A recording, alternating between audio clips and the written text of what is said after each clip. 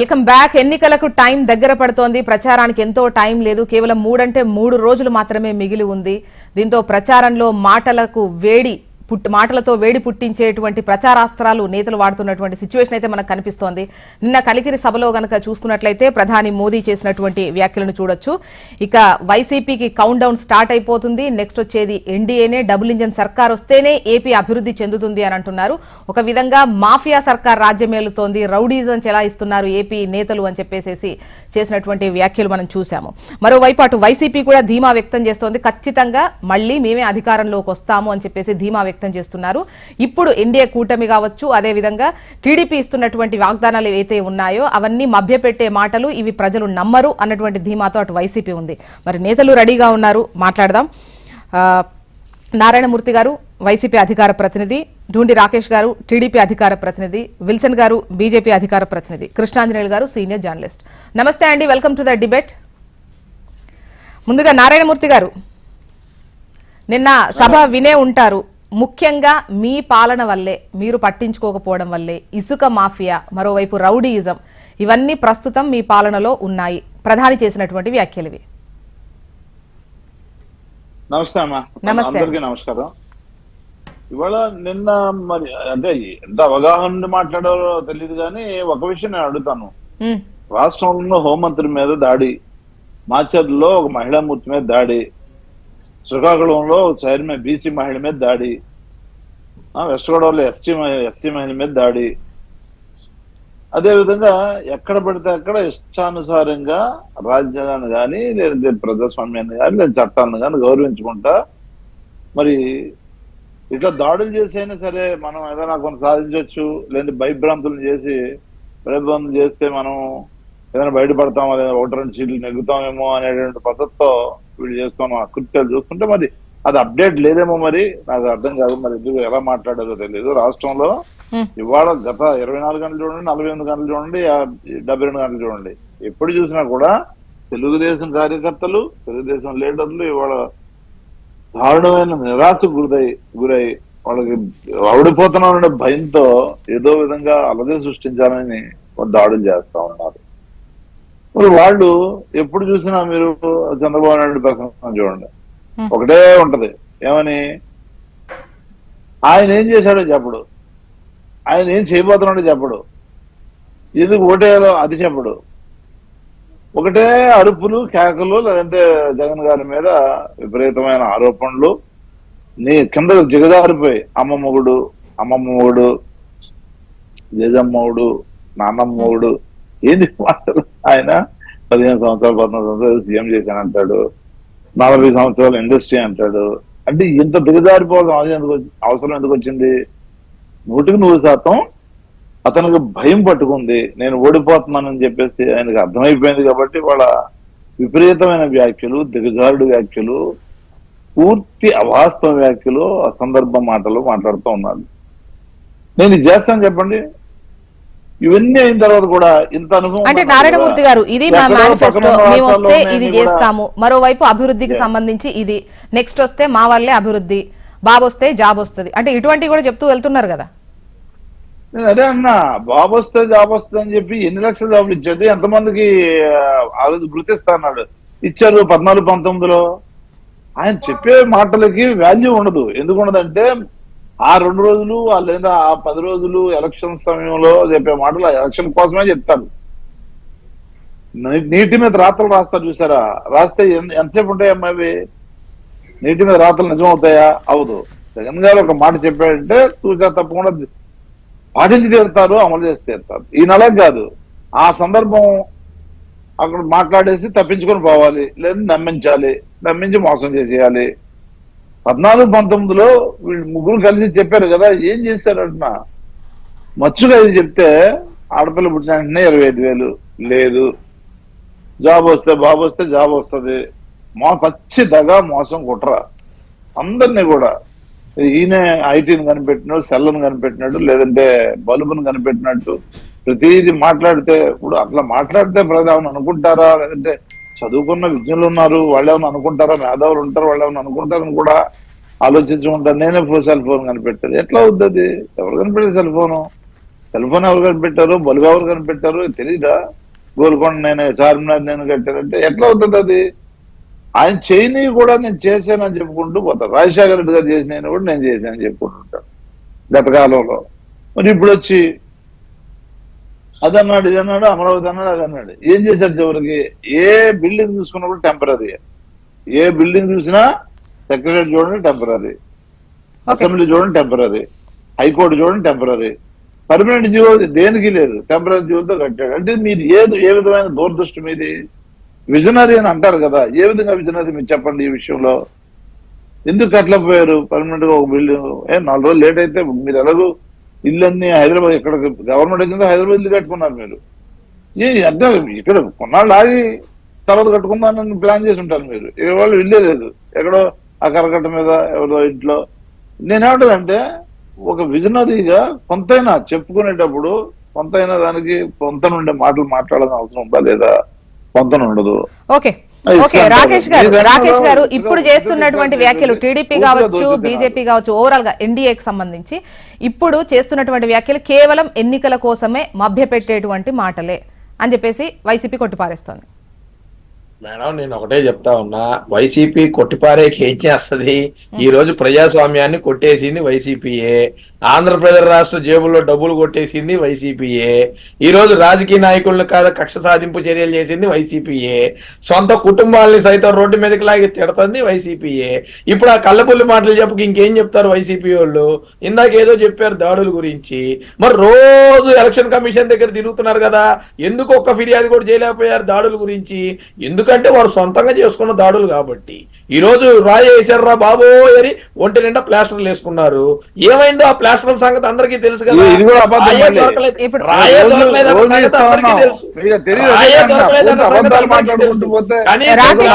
రాకేష్ గారు ఎన్ని మాటలు మాటలు కాదండి. చంద్రబాబు నాయుడు గారు ఏం చేయలేదు, చంద్రబాబు నాయుడు గారు ఏం చేయలేదు చంద్రబాబు నాయుడు గారు ఏం రాకేష్ గారు ఈ దాడులకు వీటికి నేతలు మాట్లాడే మాటలకు ఒకరిపైన ఒకరు బాగానే ఫిర్యాదులు ఇచ్చుకుంటున్నారు కదా. మీరు ఇస్తున్నారు, వాళ్ళు ఇస్తున్నారు, ఫిర్యాదులే ఇవ్వట్లేదు వాళ్ళు అనడం ఎక్కడి మాట? నేను అనేది ఇందాక చెప్పిన దాడులు గనక నిజంగా గనక తెలుగుదేశం పార్టీ వాళ్ళు చేసింది గనక మీ దగ్గర సాక్ష్యాలు ఉంటే ఎందుకు ఫిర్యాదు చేయలేకపోయారు అని అడుగుతున్నా. మళ్ళీ అదే చెప్తున్నా, చేస్తే మరి అక్కడ ఉన్న స్థానిక పోలీస్ అధికారుల మీద ఎందుకు యాక్షన్ తీసుకున్నారు? పోలీస్ అధికారుల వైఫల్యం సంగతి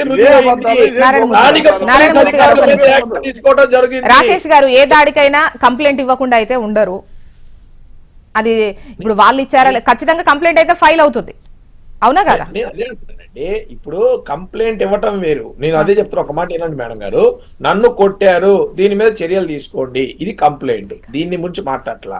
రాకేష్ అనే వ్యక్తి తెలుగుదేశం పార్టీ నాయకుడు, ఈ రాకేష్ అనే వ్యక్తి కొట్టాడు, ఇతని మీద చర్యలు తీసుకోండి, ఇదిగో దాని తాలూకా వీడియో, ఇదిగో దాని తాలూకా ఫోటో, ఇదిగో దాని తాలూకా ఇది, ఇవేమన్నా ఉన్నాయా?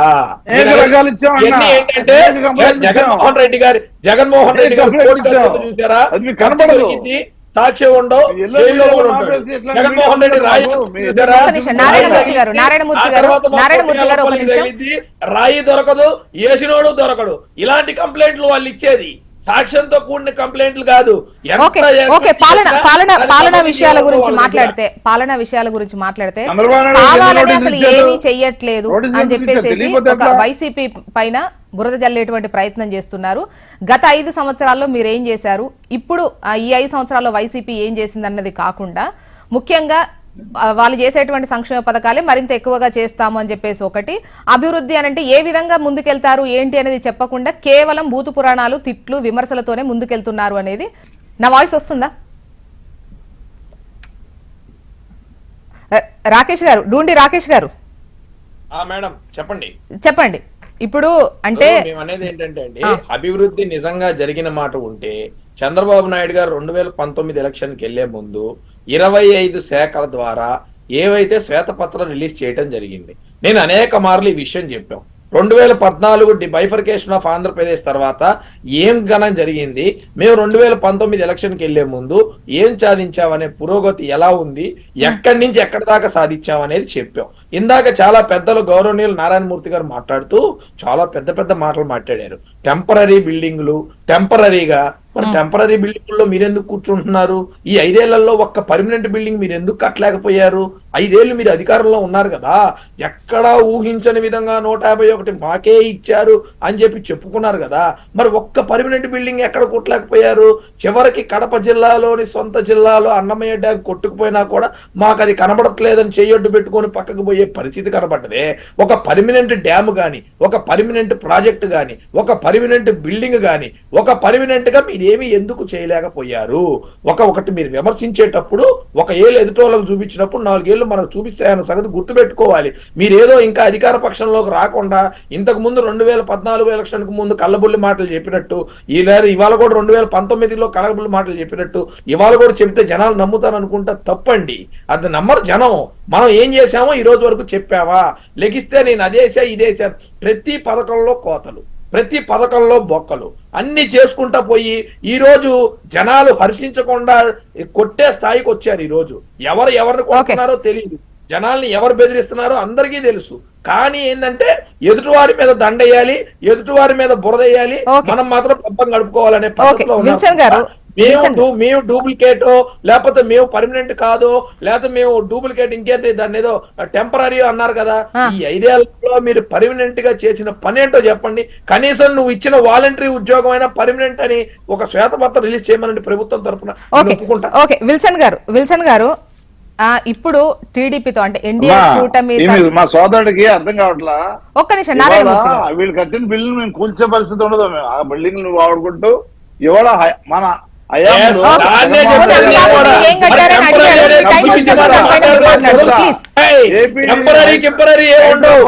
ఇల్లు కట్టే ఇల్లు కట్టే పక్కన పెడతాం, ఆ ఇంటి మనం వాడుకోవాలి, దాన్ని మనం చెయ్యాలి. ఏపీకి బుల్లెట్ ట్రైన్ వద్దా, మరోవైపు ఇటువంటివి చేస్తున్నటువంటి రాకేష్ గారు అండ్ నారాయణమూర్తి గారు ప్లీజ్, ఏపీకి బుల్లెట్ ట్రైన్ వద్దా అవొద్దా ఇవ్వొద్దా అని చెప్పేసి అడుగుతున్నారు కదా. అంటే బీజేపీ పాలన లేకుండా ఉన్న వాళ్లకు ఇవ్వరా? ఒకవేళ ఎన్డీఏ కూటమి అధికారంలో ఎక్కడుంటే వాళ్ళకే ఇస్తారా? నారాయణమూర్తి గారు అండ్ రాకేష్ గారు, నారాయణమూర్తి గారు, ఇది కరెక్ట్ కాదండి. వాళ్ళ టైం వాళ్ళని మాట్లాడనివ్వండి ప్లీజ్. విల్సన్ గారు గుడ్ మార్నింగ్ మేడం, మీకు ప్యానల్ లో ఉన్న పెద్దలందరూ కూడా నమస్కారం. వైసీపీ అనేది ఇక కనుమరుగైపోయిన పరిస్థితి. ఆ పార్టీ ఎన్నికల తర్వాత అంతరార్థం అవుతుంది, అందులో సందేహం లేదు. నాకు తెలిసి జగన్మోహన్ రెడ్డి గారు భవిష్యత్తులో ఆయన ముఖ్యమంత్రి అవుతారన్న ఆశగాడు ఆయన లేదని నేను అనుకుంటున్నాను. ఎందుకంటే ఈ రోజు ఆంధ్రప్రదేశ్ జగన్మోహన్ రెడ్డి గారి పాలనలో 50 ఏళ్ళు వెనక్కి పోయింది. ఎందుకు పోయిందంటే జగన్మోహన్ రెడ్డి గారి దగ్గర ఒక పర్మనెంట్ స్ట్రాటజీ లేదు. ఆయన వచ్చినప్పటి నుంచి ఓటు రాజకీయం చేశాడు, బటన్ నొక్కే కార్యక్రమం చేశారు. ఈ బటన్ నొక్కే కార్యక్రమం చేసి అభివృద్ధి పేక నొక్కారు. అభివృద్ధి లేకపోతే ఏ రాష్ట్రం డెవలప్ కాదు. అది ఆంధ్రప్రదేశ్ కావచ్చు, ఉత్తరప్రదేశ్ కావచ్చు, ఏ రాష్ట్రం కానీ ఒక డెవలప్మెంట్ అనేది ఉండాలి. తట్ట మట్టేయకుండా, ఒక ప్రాజెక్ట్ కంప్లీట్ చేయకుండా ఒక రాష్ట్రం ఎప్పుడు అభివృద్ధి నమూనాలకు రాదు. అదేవిధంగా కేంద్రం ఇచ్చిన 45 కేంద్ర సంస్థల్ని అమరావతిలో కట్టకుండా ఆపడం అంటే అది మన ప్రజల మీద చేసే పరోక్ష యుద్ధం అది. ఎందుకంటే ప్రజలు వాళ్ళ బిడ్డల్ని లేకపోతే వాళ్ళకు సంబంధించిన వాళ్ళని రాబోయే రోజుల్లో ఇక్కడ ఉద్యోగాలు సంపాదించుకొని ఇక్కడ మా బిడ్డ మా కళ్ళ ముందు ఉంటారనుకుంటారు. కానీ దురదృష్టం ఏంటంటే జగన్మోహన్ రెడ్డి గారి హయాంలో కేవలం ఎంత మందికి నేను డబ్బులు ఇస్తే అంత ఓట్లు వస్తాయని ఆ భ్రమలో ఉన్నారు తప్ప ఈ రాష్ట్రం ఫస్ట్ ఎయిడ్ గా ఆయనకి ఇస్తే ఈ రాష్ట్రాన్ని అభివృద్ధి చేయడంలో ఆయన దారుణంగా. మోడీ గారు ఎందుకు ఇస్తున్నారు డబ్బులు? మోడీ గారు కూడా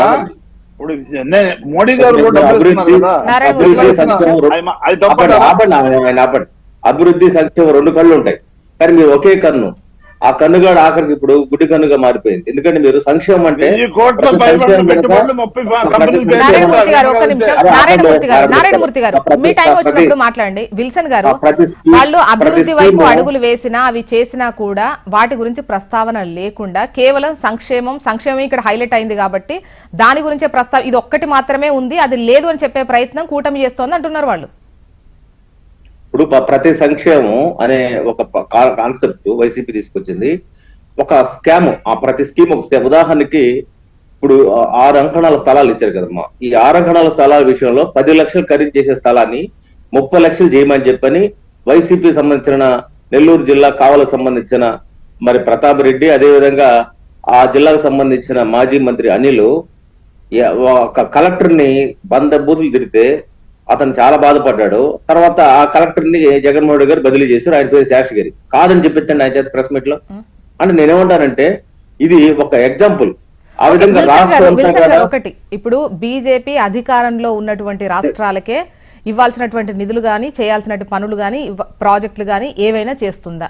అంటే మీకు ఇవి కావాలంటే ఖచ్చితంగా కూటమే రావాలి అని చెప్పేసి అంటున్నారు. అంటే ఒకవేళ వైసీపీ సర్కారు ఉంటే వీటికి మీరు సహకరించారా? నన్ను ఒక నిమిషం మాట్లాడించిన తర్వాత మీకు క్వశ్చన్స్ ఇవ్వండి మేడం. ఎందుకు చెప్తానంటే అంటే మీ దగ్గర ఒక పర్మనెంట్ నమూనా లేదనేది అర్థమవుతాం.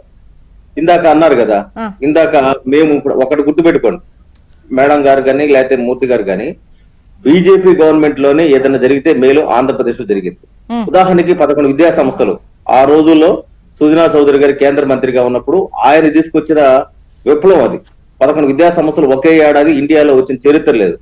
విభజిత చట్టం ఉండొచ్చు, కానీ అది తేవాలంటే దాని మీద చాలా కార్యాచరణ ఉండాలా, చిత్తశుద్ధి ఉండాలా.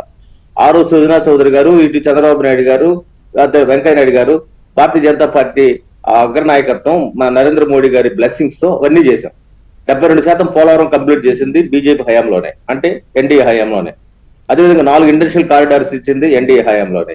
అదేవిధంగా అమరావతికి నిర్మాణానికి 3,500 కోట్ల డబ్బులు ఇచ్చింది బీజేపీ హయాంలోనే. అదేవిధంగా ఈ రోజు ఆంధ్రప్రదేశ్ లో 25 లక్షలు ఇల్లు ఇచ్చింది బీజేపీ హయాంలోనే. అంటే ఈ విధంగా చెప్పుకుంటూ పోతే ఒక అరగంట చెప్పగలను నేను.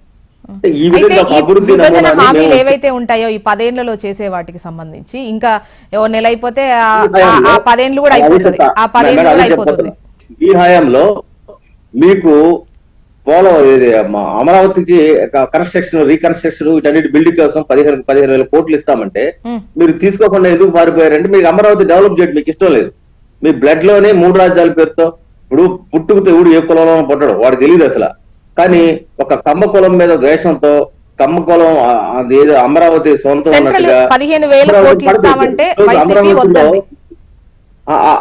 అదే చెప్తాను మేడం. ఈ రోజు అమరావతిలో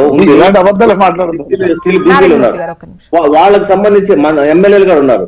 అంటే అర్థం ఏంటి, ఆ ప్రాంతం మేజర్ గా వీకర్ సెక్షన్ ఉన్నప్పుడు ఆ వీకర్ సెక్షన్ మీద చేసిన పెద్ద కుట్ర కదా, దాడి కదా. కాబట్టి ఆ విధంగా అమరావతిని చంద్రబాబు నాయుడు భుజాల మీద పెట్టి అమరావతి పేద ప్రజల్ని పేల్ చేశారు వాళ్ళు. అందులో ఇంకా సందేహం లేదు. అమరావతి మనకు తిరిగి రెక్యూప్ కావాలంటే అది నరేంద్ర మోడీ గారి బ్లెస్సింగ్ తో సాధ్యమవుతుంది. కాబట్టి నరేంద్ర మోడీ గారితో తెలుగుదేశం పార్టీ కూడా జత కట్టింది, జనసేన సంధానకర్తగా వ్యవహరించింది. అంటే మేము క్లారిటీగా ఉన్నాం. అదే విధంగా ఆంధ్రప్రదేశ్, ఇంకో ఒక్క నిమిషం మేడం, 30 సెకండ్స్. ఆంధ్రప్రదేశ్ సంబంధించి ఈ రోజు జగన్మోహన్ రెడ్డి గారు చేసిన నమూనాలో మొత్తం దళితులకు సంబంధించిన కార్పొరేషన్ మొత్తం మూసేశారు. ఇండియాలో నాకు తెలిసి ఏ ముఖ్యమంత్రి కూడా ఎస్సీ ఎస్టీలకు సంబంధించిన కార్పొరేషన్ మూసేలా. వీటన్నిటికంటే కూడా మా ఆత్మగౌరవం దెబ్బతీసే రీతిలో ఒక దళితుల్ని హత్య చేసిన అనంతబాబుని వెంటేసుకు తిరిగాడు సీఎం గారు. మీరు అవినాష్ రెడ్డిని అంటే మీ కుటుంబ కలహా అంటారా?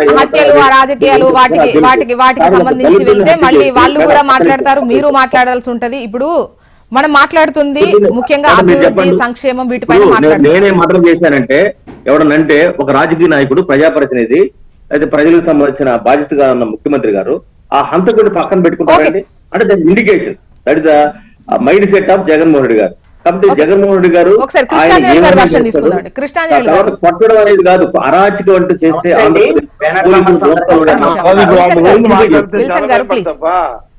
బీజేపీ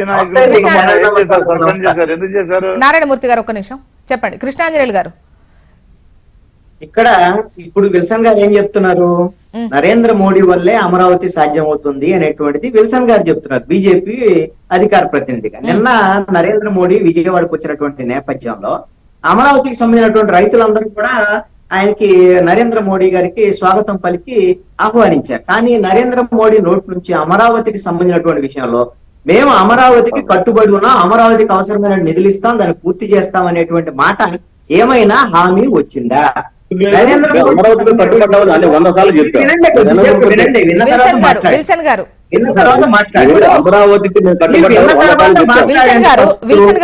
ఇప్పుడు ఒకటండి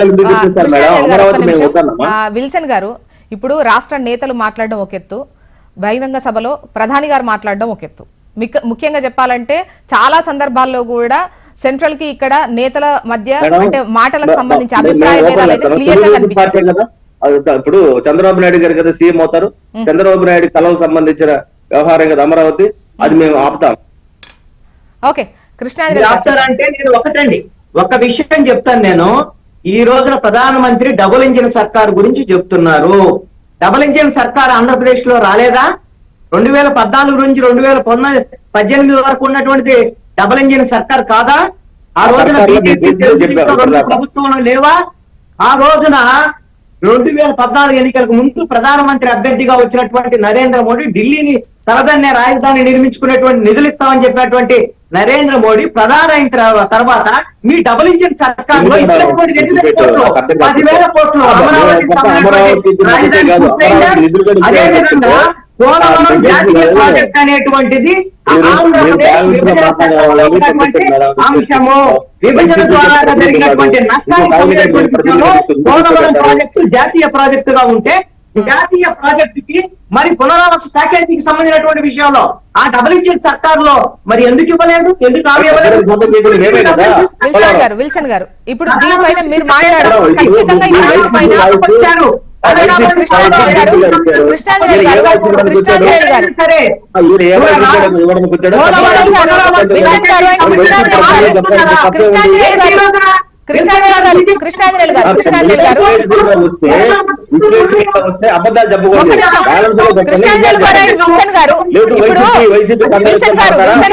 ఖచ్చితంగా దానిపైన మీరు సమాధానం చెప్పాల్సి ఉంటుంది కాబట్టి ఒకేసారి ముగ్గురు మాట్లాడితే ఆ వాయిస్ జనాల్లోకి వెళ్ళదు. కృష్ణాంజలి గారు ఇక్కడ ఒక అంశం అండి, రాజకీయ పార్టీలకు సంబంధించినటువంటి రాజకీయ పార్టీలు వాదన చెప్తున్నారు. ఈ రోజున ఆంధ్రప్రదేశ్ ప్రజల యొక్క భావన ఏమిటి అని అంటే, ప్రధానమంత్రి నరేంద్ర మోడీ ఈ రోజున కూటమికి సంబంధించినటువంటి నేతగా వచ్చారు. కూటమి తరఫున ఈ రోజున డబుల్ ఇంజిన్ సర్కార్ అని చెప్తున్నారు. కనీసము 9.5 సంవత్సరాలు ఆంధ్రప్రదేశ్ కి అన్యాయం చేశారు. ఇప్పుడుకైనా సరే మరి రేపొద్దున అధికారంలోకి వస్తే కీలకమైనటువంటి అమరావతి విషయంలో ప్రధానమంత్రి నిర్ణయం ఏ విధంగా ఉండబోతోంది చెప్పండి కనీసం. ఇప్పుడు కృష్ణాంజలి గారు మూడు పార్టీలు ఉన్నాయి, 2 పార్టీలు క్లియర్ గా అమరావతి రాజధాని అన్నట్టున్నారు. సో అది ఒప్పుకోకపోతే ఇప్పుడు కూటమిలో ఉన్నప్పుడు వాళ్ళ వాయిస్ అంతా ఒకటే కదా. టీడీపీ క్లియర్ కట్ గా అమరావతి రాజధాని. ఒక్క మాట చెప్తాను మీరు వినండి. 2014 నుంచి 18 వరకు ఇద్దరు ఆంధ్రప్రదేశ్ ప్రభుత్వంలో తెలుగుదేశం బీజేపీ ఉన్నారు కదా. కేంద్రం ప్రభుత్వంలో కూడా తెలుగుదేశం పార్టీ ప్రభుత్వంలో ఉంది కదా, మంత్రులుగా కూడా ఉన్నటువంటి పరిస్థితి ఉంది కదా. ఏమైనా న్యాయం జరిగిందా? ఆ రోజున అమరావతికి సంబంధించినటువంటి నిధులు వచ్చాయి. ఎందుకు పోలవరానికి సంబంధించినటువంటి విషయంలో ఎందుకు పూర్తి స్థాయి పునరావాస ప్యాకేజీ ఇప్పుడు ఒక్క నిమిషం ఇద్దరు ఒకేసారి మాట్లాడకండి. మీకు ఖచ్చితంగా ఉంటుంది, దానిపైన మీరు చెప్పాల్సి ఉంటది. ఒకేసారి మాట్లాడితే జనాలకి ఏమర్థం అవుతుంది. చెప్పారా లేదా? ఓకే, ఇప్పుడు ప్రజలు నమ్మరు అంటున్నారా ఈ మాటలు?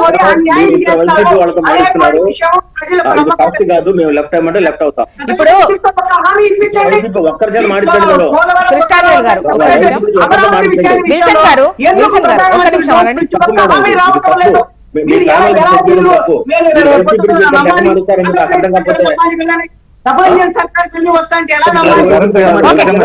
ఇప్పుడు రాకేష్ గారు ఒక్క నిమిషం, కృష్ణాంజలి గారు ప్లీజ్, రాకేష్ గారు ఒక్క నిమిషం, విల్సన్ గారు ఇప్పుడు ఇదేందండి? ఇప్పుడు ఒకరు మాట్లాడుతున్నప్పుడు కనీసం ఒక 2 లైన్లైనా కూడా ప్రజలకు అర్థం కాకుండా ప్రతిసారి ఇంటరప్ట్ అయిపోవడము ఇది పద్ధతిగా అనిపిస్తోందా? నాకైతే తెలియట్లేదు. దయచేసి ఒక్క నిమిషం రాకేష్, కృష్ణాంజలి గారు కృష్ణాంజలి గారు ఇది కరెక్ట్ కాదండి. ఒక్క నిమిషం, విల్సన్ గారు మీరు ఒకరి ఆపాదించకండి. వాళ్ళ వర్షన్ వాళ్ళ అభిప్రాయం వాళ్ళు చెప్పారు. ఎవరిని ఎవరు ఇక్కడ ఆపాదించుకోకండి. కృష్ణాంజలి గారు మీకు ఏమైనా కరెక్ట్ పద్ధతి అనిపిస్తోందా? విల్సన్ గారు అండ్ కృష్ణాంజలి గారు ఓకే. కృష్ణాంజలి గారు జనాలు చూస్తున్నారు, దయచేసి కృష్ణాంజలి గారు ఓకే. కృష్ణాంజలి గారు అండ్ విల్సన్ గారు యాక్చువల్ గా వాంటెడ్లీ ఒకేసారి ఇద్దరు మాట్లాడుతున్నట్టు అనిపిస్తోంది. జనాలకు ఏం అర్థం కావద్దు, మాట్లాడే విషయాలు అర్థం కావద్దు, ఏం మాట్లాడుతున్నాం అనేది అర్థం కావద్దు అన్న ఉద్దేశంతో ఎట్ టైం మాట్లాడుతున్నట్టు అనిపిస్తోంది. అండ్ రాకేష్ గారు గతంలో కూడా మీరు బీజేపీతోని కలిసే ఉన్నారు కదా, అప్పుడు న్యాయం జరగలేదు, సరిగా పట్టించుకోలేదని చెప్పే విభేదించారు కదా. మళ్ళీ ఇప్పుడు కేవలం గెలవడం కోసం మాత్రమే, అధికారం చేజిక్కించుకోవడం కోసం మాత్రమే మళ్ళీ జతగట్టారా? ఇది క్వశ్చన్. చాలా క్లియర్ గా నేను ఈరోజు హెచ్ఎం టీవీ ద్వారా విషయం చెప్తున్నానండి. న్యాయం జరగలేదు అని మేము విభేదించాల. మీరు మళ్ళీ ఒకసారి కరెక్ట్ చేసుకోండి. ఆ రోజు జరిగిన దాంట్లో గత 35 ఏళ్లగా పోలవరం ఎంత కంప్లీట్ అయింది, ఎన్డీఏ కూటమిలో ఉన్న గత 5 సంవత్సరాలు మేము అధికారంలో ఉన్నప్పుడు ఎంత పర్సంటేజ్ కంప్లీట్ అయింది, మీరు లెక్కలు తీయండి. నేను మాట్లాడటానికి సిద్ధంగా ఉన్నా. అమరావతికి ఎన్డీఏ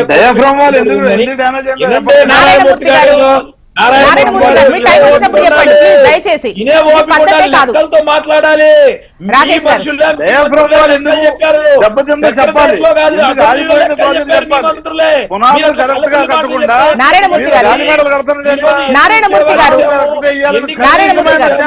ఎన్ని రాయితీలు ఇచ్చాము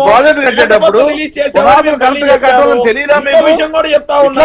అమరావతి పునాది వేసింది మేమే, అమరావతి డెవలప్మెంట్ చేసింది మేమే, అమరావతి కట్టుబడి ఉన్నది అమరావతి డెవలప్ చేసేది కూడా మేమే. నారాయణమూర్తి గారు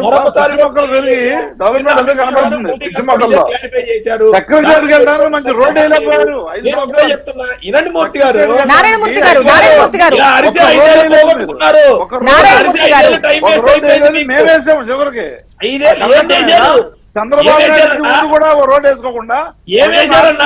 నారాయణమూర్తి గారు, నారాయణమూర్తి గారు, ఇప్పుడు ఇది ప్రజలకు మీ వర్షన్స్ వినిపించే వేదిక. మీ సభలైతే ఇది కాదు, మీ సభలైతే కావు. ఇప్పుడు మీరు చెప్పాలనుకున్నది చెప్తారు నారాయణమూర్తి గారు. అందులో మీ పాయింట్ ఉంటే మీకు ఖచ్చితంగా నెక్స్ట్ మీరే కదా మాట్లాడేది. దాని గురించి మీరు క్లియర్ గా మాట్లాడొచ్చు కదా. ఇప్పుడు జనాలకు అర్థం కాకుండా ఇద్దరు ఒకేసారి మాట్లాడితే ఏం లాభం?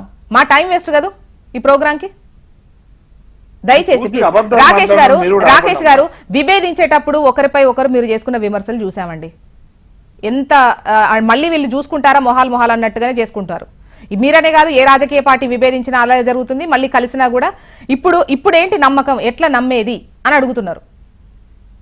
నేను చెప్తున్నానండి, విభేదించటాలు రాజకీయాల్లో శాశ్వత శత్రువులు శాశ్వత మిత్రులు ఉండరు అనేది అనేక మార్లు మేము చెప్పాం. ఈ రోజు మేము కలవటానికి గల ఏకైక కారణం ఆ కేంద్ర ప్రభుత్వం నుంచి, రేపొద్దున ఏర్పడిపోయే కేంద్ర ప్రభుత్వం నుంచి మాకు అత్యధిక నిధులు కావాలి. అమరావతిని ఫుల్ ప్లెడ్జ్డ్ గా కంప్లీట్ చేయాలన్నా, పోలవరాన్ని ఫుల్ ప్లెడ్జ్డ్ గా కంప్లీట్ చేసి జనానికి రాష్ట్రానికి అంకితం చేయాలన్నా, రాష్ట్రాన్ని ఇంకొద్దిగా ఉర్రూతలాగిస్తూ ముందుకు తీసుకెళ్లాలన్నా కేంద్రం మద్దతు కావాల్సిన అవసరం ఉంది. వీటన్నిటి మీద మేము స్పష్టమైన క్లారిటీతో ఉన్నాం. వీటి మీద మేము హామీ తీసుకున్నాం. ఎన్డీఏ కూటమి అధికారులు ఒక్క నిమిషం ప్లీజ్ దయచేసి.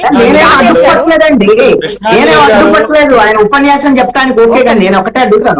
ఆయన హామీ పొందారు అంటున్నారు కదా, తెలుగుదేశం ఇచ్చినటువంటి హామీ రాష్ట్ర ప్రజలకు కూడా ఇప్పించండి అంటున్నాను. ఇచ్చారండి ఆల్రెడీ. అమరావతి బాధ్యత అని చెప్పారు, ఆర్థిక లోటు మా బాధ్యత అని చెప్పారు. ఇవన్నీ ఆల్రెడీ చెప్పినాయి.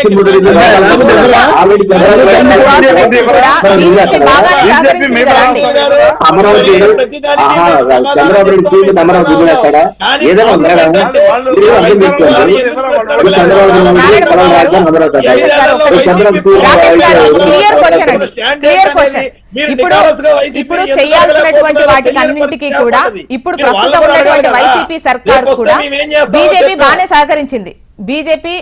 కేంద్రంలో ఉన్నటువంటి బీజేపీ బాగానే సహకరించింది. ఈవెన్ ఇతర రాష్ట్రాలు కూడా ఎందుకు ఏపీ వైపు మీరు అంత బాగా చూస్తున్నారు అని చెప్పేసి, సో వాళ్ళు బాగానే ఉన్నట్టు మాత్రం జనాలకు అనిపి సహకరించారు. సో ఒకవైపు సంక్షేమ పథకాలు నడుస్తున్నాయి, మీరు వస్తే ఇంకా సంక్షేమ పథకాలు ఇంకాస్త ఎక్కువగానే ఉన్నాయి.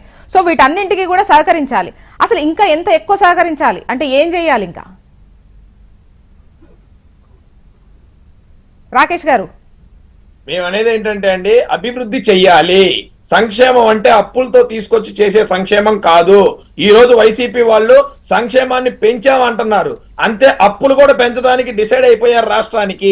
అది కాదు కావాల్సింది. మీరు చేసిన అప్పులు కానీ తక్కువ చేశాం మేము. నారాయణమూర్తన్నా,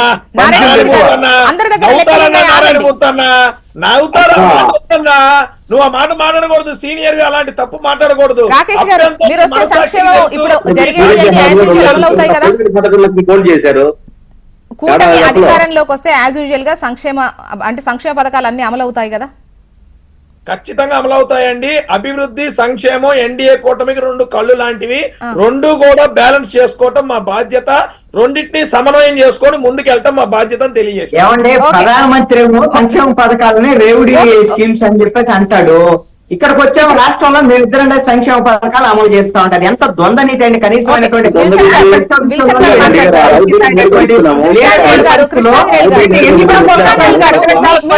విశ్లేషణ ఇస్తారా? మధ్య మధ్యలో మీరే క్వశ్చన్స్ ఇస్తారా? క్వశ్చన్స్ ఇప్పుడు అతను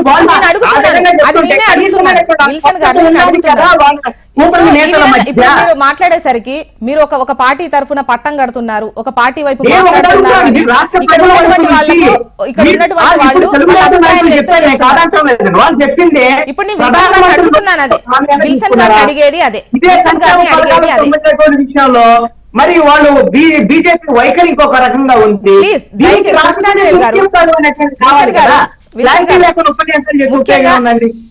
ఈ పథకాలకు సంబంధించి వీటికి సంబంధించి మాట్లాడుతూ చాలా సందర్భాల్లో ఇతర రాష్ట్రాల్లో కావచ్చు, ఇప్పుడు ఈవెన్ ఇప్పుడు సార్వత్రిక ఎన్నికలకు సంబంధించి ఓవరాల్ గా వచ్చినటువంటి మేనిఫెస్టో కూడా మీరు ఎక్కడ ఎంటర్టైన్ చేయలేదు.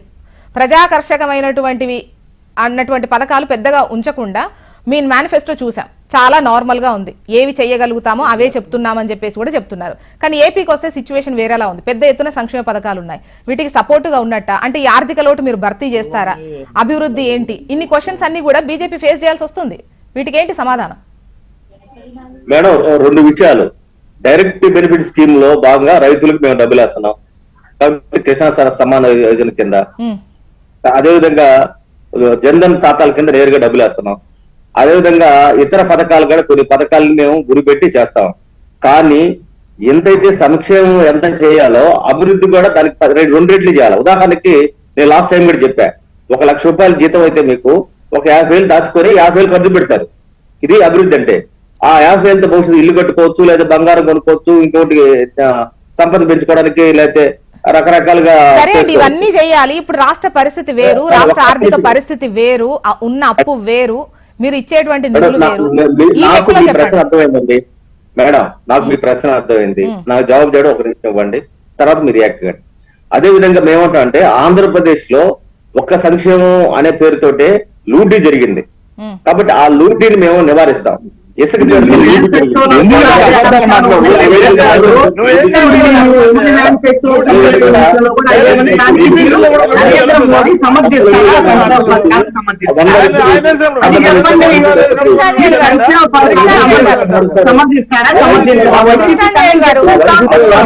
కదా వైసీపీ అతను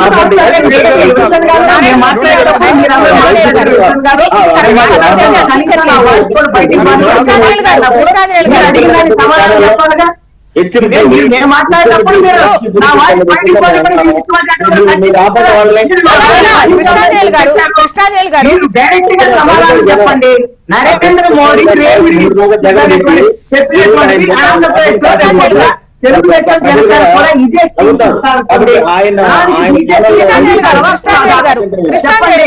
దయచేసి కరెక్ట్ కాదు విల్సన్ గారు.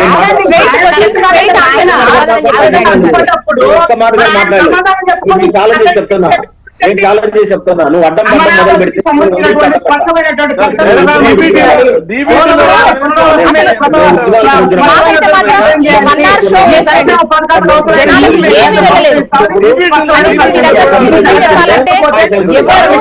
ప్రజలకు కావాల్సినటువంటి ఇన్ఫర్మేషన్ ఇవ్వడానికి రెడీగా అయితే లేరు. అడిగిన స్ట్రైట్ క్వశ్చన్ స్ట్రైట్ ఆన్సర్ ఇవ్వరు. ఒకరు మాట్లాడితే ఇంకొకరు ఇంటరప్ట్ అవుతారు. ఇదేమైనా పద్ధతేనా అండి? విల్సన్ గారు స్ట్రైట్ అండి. ఇప్పుడు మీ విధానం వేరు, మీ పాలన వేరు. కానీ ఇక్కడ ఏపీకి వస్తే సిచ్యువేషన్ వేరు. దీనికి ఎంతవరకు సపోర్టివ్ గా ఉంటది? ఈ మేనిఫెస్టోకి ఉన్నటువంటి సపోర్ట్ ఎంతవరకు మేము ఎక్స్పెక్ట్ చేయొచ్చు? 100% సపోర్ట్ చేస్తాం మేడం. ఎందుకు చేస్తామంటే అది చంద్రబాబు మీద ప్రేమతో కాదు. మొన్నగాడు మేము 9,000 కోట్లు డబ్బులు ఇచ్చామంటే జగన్మోహన్ గారు చూసి కాదు ఇచ్చింది. జగన్మోహన్ రెడ్డి అంటే ఆంధ్రప్రదేశ్ కాబట్టి ఆయన్ని నమ్మి మేము డబ్బులు ఇచ్చాము. అదే ముందు చంద్రబాబు నాయుడు గారు కూడా ఇచ్చింది ఏంటంటే నమ్మే ఇచ్చాము. వాళ్ళు 72% పోలవరం కంప్లీట్ చేశారు. 10 లక్షల ఇళ్లలో 6 లక్షల ఇళ్లు కట్టారు. ఆ ఇళ్లని తిరిగి మరి వాళ్ళు కూడా ఆ రోజు మరి సరైన సమయంలో కంప్లీట్ ఇవ్వలేకపోయినారు. ఇవన్నీ చూసుకున్నప్పుడు ఏంటంటే నారాయణమూర్తి గారు కూటమి వచ్చినా కూడా ఇప్పుడున్న సంక్షేమ పథకాలు అన్ని ఉంటాయి, అందులో తీసేసేటివి ఏమీ లేవు, యాజ్ యూజువల్ గా నడుస్తాయి.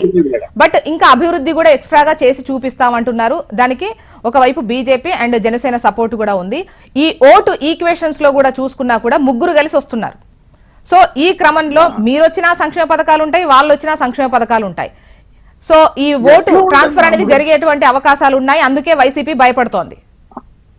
అసలు ఏ మాత్రం కూడా అవకాశం ఉండదు. ఎందుకంటే 2014-19 ఏదైతే వాళ్ళు చెప్పారో నేను మచ్చుగా నాది చెప్పాను. ఒకటి రైతు భరోసా, రైతులకి మొత్తం రుణమాఫీ చేస్తాను, ముగ్గురు కలిపి చెప్పారు. నేను సంతకం చేస్తాను, ఒకళ్ళు నేను భరోసా ఇస్తాను, ఇంకొకళ్ళు, ముగ్గురు కలిపి చేసి ఏం చేశారు? ముంచేశారు ప్రజల్ని, రైతులు ముంచేశారు. ఏది రైతు రుణమాఫీ పూర్తిగా చేశాడా? 87,000 చిల్లర కోట్లకి. అందుకనే ప్రజలు నమ్మనంటున్నా నేను. అదే విధంగా డ్వాక్రా పూర్తిగా చేస్తాడు. ఏం చేశాడు? ముంచేశాడు. అదే విధంగా నేను వస్తే జాబ్ వస్తుంది, లేదంటే మీకు వృత్తిస్తా అన్నాడు. ఏం చేశాడు? ఎంతమందికి ఇచ్చాడు? ఎప్పుడు ఇచ్చాడు? ముంచేశాడు. ఆడపిల్ల పడితే 25,000 అకౌంట్లు వేస్తాడు. ఏం చేశాడు? ఇచ్చాడా? 2 సెంట్లు భూమి ఇస్తా అన్నాడు. 1 సెంటు ఒకరికి ఇవ్వాల.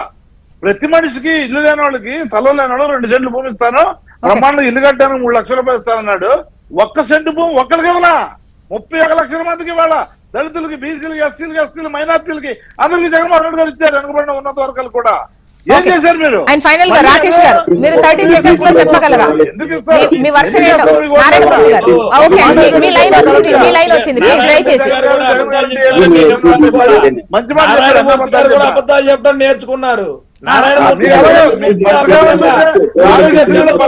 ఓకే, ప్రజలు చూస్తున్నారు, మీ వర్షన్స్ అయితే చెప్తున్నారు. ఎవరివి అబద్ధాలు, ఎవరి మభ్యపెట్టే మాటలు, ఎవరు చేస్తారు, ఎవరు చెయ్యరు అనేది కూడా ప్రజలకు ఒక అంచనా ఉండుంటుంది. సో దాన్ని బట్టే వాళ్ళు ముందుకెళ్తారు. చూద్దాం ఎవరి వైపు ఉంటారో. And thank you so much అండి డిస్కషన్ లో పార్టిసిపేట్ చేసినందుకు. రాకేష్ గారు, నారాయణమూర్తి గారు, విల్సన్ గారు, కృష్ణాంజనేయులు గారు, థ్యాంక్ యూ అండి. ఇది వాళ్ళ న్యూస్ అనాలిసిస్. చూస్తూనే ఉండండి HM TV, వార్త ఆగదు, నిజం.